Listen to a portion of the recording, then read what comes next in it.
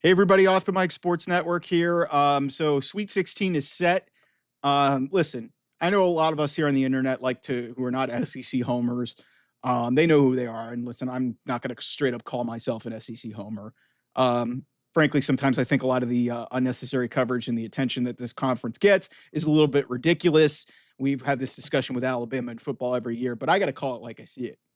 SEC is clearly, clearly the best conference in college basketball, as evidenced by 7 teams. Almost half the Sweet 16 is made up of teams from the Southeastern Conference. And before you guys say, oh, it's just a bunch of cheap teams that, hey, they just got in. No, 5 out of the 7 teams that are in the Sweet 16 have at least a 3 seed or higher next to their name.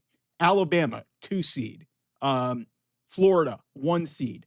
Um, you know, Tennessee is a 2 seed. Kentucky's a 3 seed. They're playing each other. Auburn is a 1 seed. And then you've got Arkansas a 10 seed and Ole Miss a 6 seed that made this thing.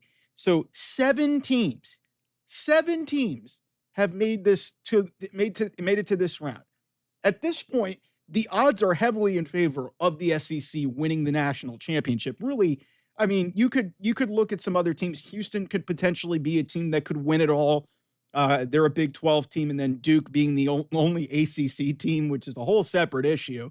That a once proud tradition of the ACC had 4 teams make this, with North Carolina being the controversial pick, and all of them are gone in the first round except for Duke. And we know Duke with Cooper Flag is one of the best teams in college basketball. But we need to put this narrative to bed that the SEC gets blatant favoritism. Like, the SEC earned a lot of those 14 teams into this field. Texas, borderline. And, we can debate that, whether that was on name reputation or not, whatever.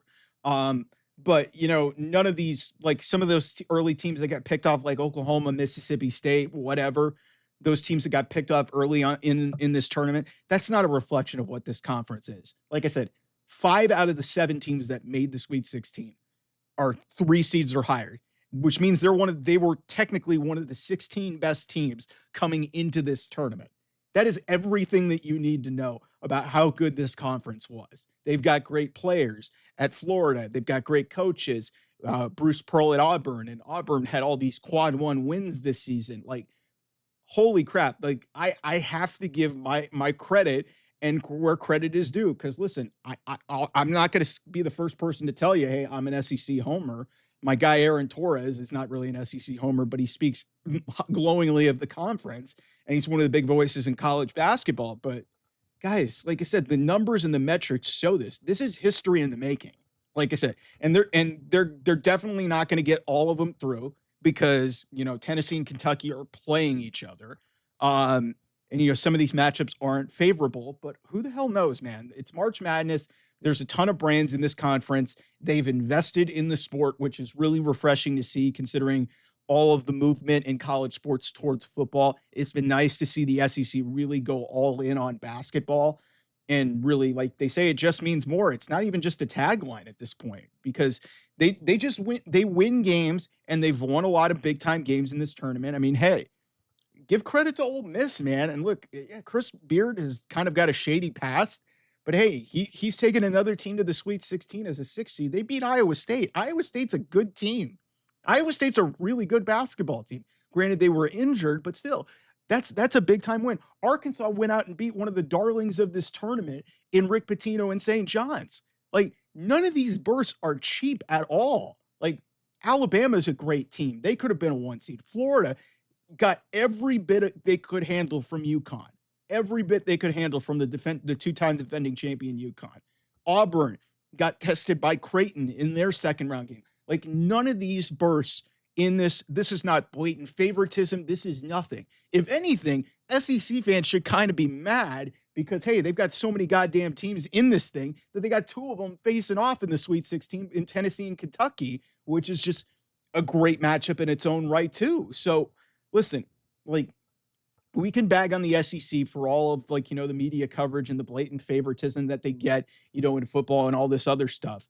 But I I've got to call it like I see it, man. Like I said, when you get almost 50% of the teams of the remaining 16 in all of college basketball to decide a national champion, that means you are clearly the best conference in college basketball.